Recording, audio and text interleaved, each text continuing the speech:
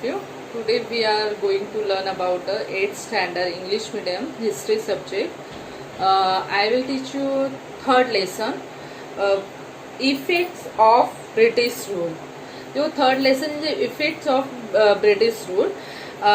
In this chapter we are going to the effect of study the effect of British rule over India. मतलब पूरे India पर कैसे ब्रिटिशों का क्या हुआ था, इफेक्ट था, वो बताया इसमें. First heading is establishment of British east India company. British east India company कैसी यहाँ पर क्या हुई थी, स्टैब्लिशमेंट हुआ था, उसके बारे में. We have seen that due to geographical discoveries, the European powers reached the Indian coast, and now all the European, including Portuguese, Dutch, Francis, and British, enter the race for capturing with India. मतलब यहाँ पर क्या हुआ कि इनमें होड़ लगी थी, कहाँ पर, इंडिया में, कि France, Dutch and Portuguese, England, सभी के बीच में एक कंपटीशन था कि वो किस तरह से यहाँ पे क्या करेंगे, अपना इंडियन मार्केट में वो कैप्चरिंग करेंगे, यहाँ पर अपने व्यापार करेंगे, ट्रेड करेंगे. When the British came to India for trade, settle here, and they gave bitter resistance. मतलब यहाँ पर सिर्फ ब्रिटिश इसलिए आए थे यहाँ पर अपने व्यापार करने के लिए. बट क्या हुआ, later friendly relations develop between them, but to establish the domination over India. Portuguese and British both are enemies, both are against, but sometime both are equally close friends, and those are capturing from all over India.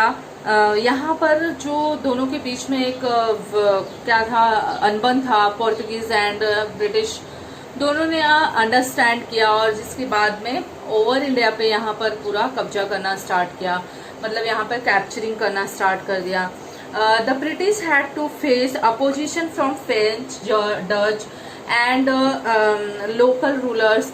यहाँ पे जो British थे, British establishment के time, और उसने बहुत सारे faces किए, डच और पोर्तुगीज और फ्रांस जो लोकल रूलर्स थे, और इस तरह से यहाँ पर उन्होंने स्टैब्लिशमेंट किया British east India company. Next British and Maratha. British and Maratha का कैसे यहाँ पर क्या हुआ था, फ्रंटियर हुआ था, आमना सामना. Mumbai was the main centre of British in western India. Mumbai जो था वेस्टर्न इंडिया का ये मेन सेंटर था, जो कि यहाँ पर they were trying to acquire the nearby territories, but the Maratha had strong hold over. यहाँ पर उन्होंने क्या किया, मुंबई में अपना स्टार्ट किया बिजनेस करने के लिए, ट्रेड करने के लिए, यहाँ पे अपना स्ट्रांगली बिजनेस करने के लिए. बट सम टाइम मराठा यहाँ पर ऑलरेडी पहले से क्या थे, वो स्ट्रांग थे, और वो पूरी स्ट्रांग होल्ड थे, जिसकी वजह से वो पूरी उनके पास पकड़ थी मुंबई की. After the death of Peshwa Madhavrao, his uncle Raghunath Rao approach from help him British due to his grief for पेशवाशिप.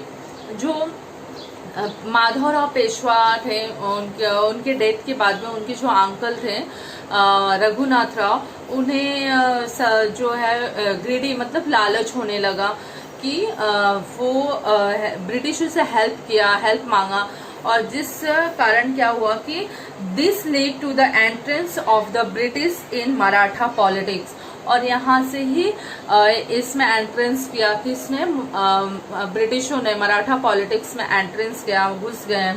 और during 1774 to 1883 wars were fought between the Maratha and British. During the first war, the Marathas untidily faced the British, and hence proved superior. मतलब दोनों के बीच में क्या हुआ, 3 times war हुए, जिसमें अंग्रेज एंड मराठा दोनों के बीच में 3 टाइम्स वॉर हुए। फर्स्ट वॉर में जो मराठा था वो विनर हुए in 1782 with the treaty of Salbai the first Anglo Maratha war came to an end. और सालबाई में एक ट्रीटी हुआ दोनों के बीच में और यहाँ पर क्या हुआ है, एंड हो गए first world war. Now second subsidiary alliance में क्या है, in 1798 Lord Wellesley arrived in India as governor general, जो इंडिया के गवर्नर जनरल बने। कौन, Lord Wellesley. His objective was to establish the British domination all over country। उसका objective था किसका, वेल्सली का, कि पूरा ओवर इंडिया पे कैसे हमें क्या करना है, डोमिनेट करना है। For this sign the subsidiary alliance with many Indian rulers. और उसने क्या किया, जो इंडियन रूलर्स थे उनके साथ में अलायंस किया। According to this alliance, the Indian rulers were assured of British military help. There were some terms laid on them. The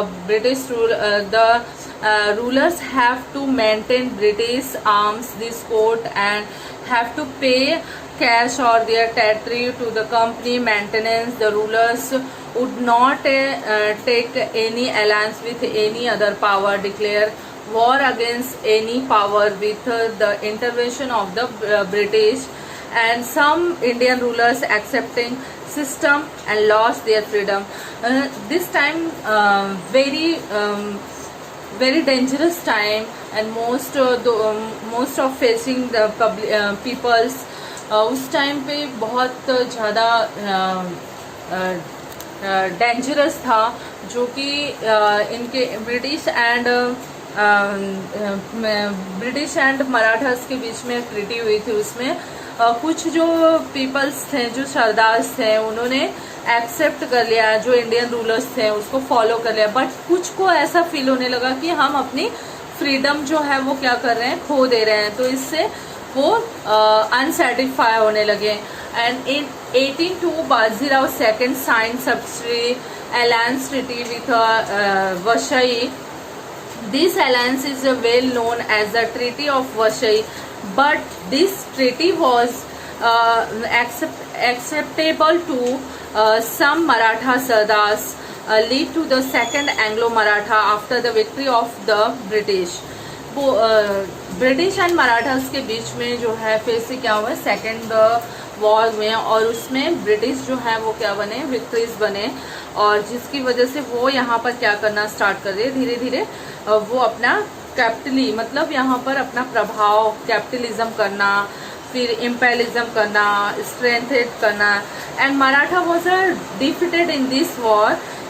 1818 he surrendered to the British. In the meantime, the capital of Maratha was under the control of Daulat Rao Shinde. Daulat Rao Shinde is surrender to his British. British को उन्होंने क्या किया, surrender कर दिया दौलत राव शिंदे ने। और General Lake captured the Maratha emperor and gained victory Hindustan. General Lake जो थे उन्होंने क्या किया कि पहले मराठा कैप्चर्स किया और ऑल हिंदुस्तान पे क्या किया, उन्होंने कैप्चर करना स्टार्ट किया। Now next Chhatrapati Pratap Singh.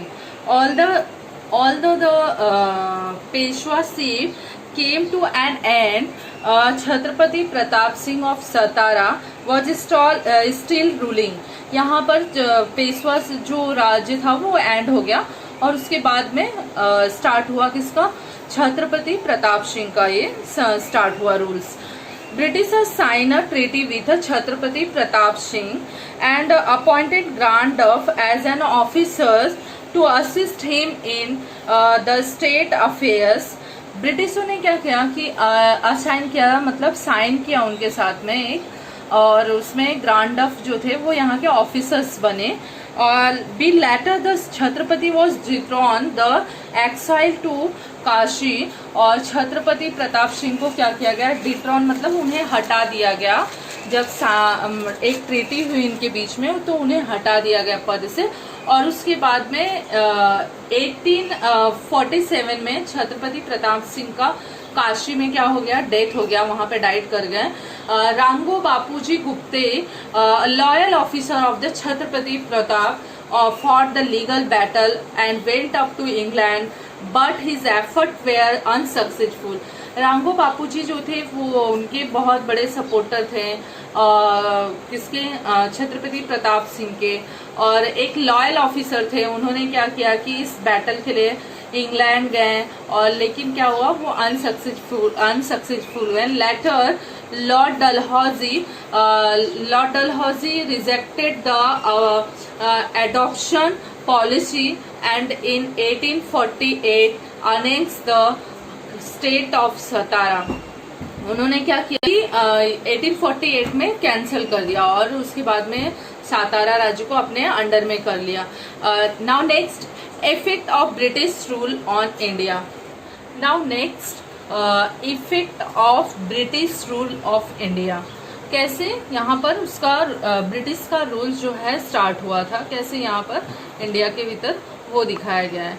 Dual government, dual government में क्या है कि वो दो ही जो है उनकी शासन व्यवस्था होती है, उसमें बताया dual government.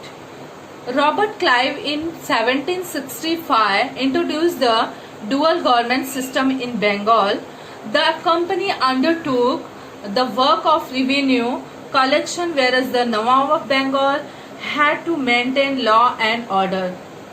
This was known as a dual government system. Dual government system is meaning is a two rules. First rules is a Robert Clive is collecting from all companies collection, and second rule is a Nawab is maintained to order. Okay, this meaning is a dual government. Next, the ill effect of dual government system could be seen after certain time period. Money in the form of taxes went into the pocket of the company officers. Actually में उस time क्या होते थे कि जो company से profit होते थे, जो ऑफिसर्स थे वो अपने जेब में रखते थे, और जो रूल्स होता था वो वहां के जो नवाब होते थे उन्हें देखना पड़ता था। This is a dual system, you know, money in the form of taxes went into the pocket of the company officers. The monopoly of trade in India was given to East India Company, and hence many trading companies in England invite them. The working system of company in India received criticism in England, and British Parliament introduced some important law to keep control over the company. Some company has a maintain to one law. Company को एक maintain करने के लिए एक law लाया गया जो parliament law था। According to regulating act of 1773, the Bengal governor came to be known as the governor general. Governor general को जो है रेगुलेटिंग एक्ट एक बनाया गया, उसके अकॉर्डिंग क्या किया, Lord Warren Hastings became the governor general of India. He got the Governor General of India and control the policy of Mumbai and Maratha province. किस तरह से क्या करना है, जो मराठा और मुंबई प्रोविनेंस है उसको अपने कंट्रोल में. A committee of 4 member was set up to assist him. और उसके लिए क्या किए गए कि मुंबई एंड मराठा मद्रास ये जो है इस मैड्रास प्रोविडेंस को देखने के लिए एक कमेटी बनाई गई. इन 1784 Pitt's India act was passed. और 1784 में पिट्स एक्ट पास किया गया इंडिया में. The act provided for appointment of permanent board of control for better regulation and management of affairs for the East India company in India. Pitt act जो था उसमें ये लाया गया कि वो अच्छी तरह से क्या करेंगे, ईस्ट इंडिया कंपनी जो है वो सही तरह से अपने ट्रेड को ट्रेडिंग करेगी. इन 1833 and 1853 new law were passed by the parliament to make certain changes in their involved and indirect control of the British government on the administration of East India Company. 1813 and 1833 and 1853. Now full changes in rules from East India Company. With the emergence of British rule, a new administrative system got developed in India. And यहाँ पे एक new system क्या किया गया, develop किया गया. Civil services, military services, police force and judicial system become the main pillar of British administration in India. ये जो है ब्रिटिश एडमिनिस्ट्रेशन जो इंडिया के भीतर ये पिलर स्टार्ट किए हैं, इस्टेब्लिश किए हैं. जो मेन है पुलिस फोर्स है, पुलिस है, फिर मिलिट्री सर्विसेज हैं, सिविल सर्विसेज हैं, etcetera. Civil services to strengthen the British rule in India, where was a need of bureaucrats. Bureaucrats means नौकर तंत्र. Lord Cornwallis introduced bureaucracy. Civil services became an important part of British government. He restricted the private trade carried out by the company officers, and for this purpose he increased their salary. Most of वो क्या कर रहे, जो एक तरह से bureaucracy यहाँ पे स्टार्ट किया गया. ब्यूरोक्रेसी मतलब होता है कि नौकर तंत्र. तो ब्रिटिशों को ऐसा फील होने लगा कि यहाँ पे उन्हें अपने स्ट्रॉन्ग करने के लिए क्या करना है, ब्यूरोक्रेसी होना मोस्ट इम्पॉर्टेंट है. तो उन्होंने इस तरह से क्या किया, ब्यूरोक्रेसी स्टार्ट कर दिया कि जो ऑफिसर्स होते थे उनकी सैलरी को इंक्रीमेंट करना और उसे इंक्रीज करना. जो अंग्रेज ऑफिसर्स होते थे, for the conveniences and administration he divided the British occupied territories into district. और डिस्ट्रिक्ट वाइज क्या किया जाता था कि जो सोल्जर्स मिलिट्रियंस होते थे, जो सिविल सर्विसेज होते थे, इन्हें क्या किया जाता है, डिस्ट्रिक्ट कलेक्टर होते थे, इन्हें डिस्ट्रिक्ट वाइज डिस्ट्रीब्यूट किया जाता था, इन्हें रखा जाता था. The district collector was the chief of district administration. He was responsible for the collection of revenue. और जितने भी मतलब डिस्ट्रिक्ट के कलेक्शन होते थे उसका रिवेन्यू करना, ये सब डिस्ट्रिक्ट कलेक्टर्स के कामकाज होते थे. Giving a justice, maintaining law and order. The officers were appointed through